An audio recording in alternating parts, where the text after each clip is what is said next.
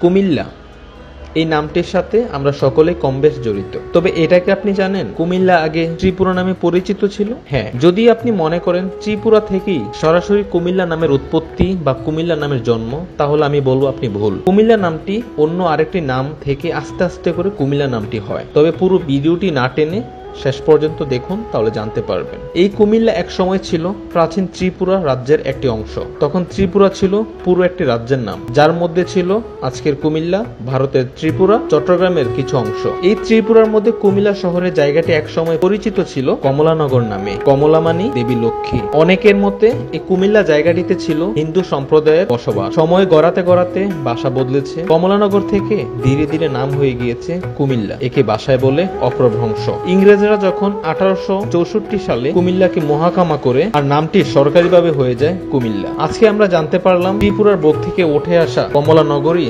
আজকের কুমিল্লা। আচ্ছা, আপনি কি কখনো কুমিল্লা এসেছিলেন?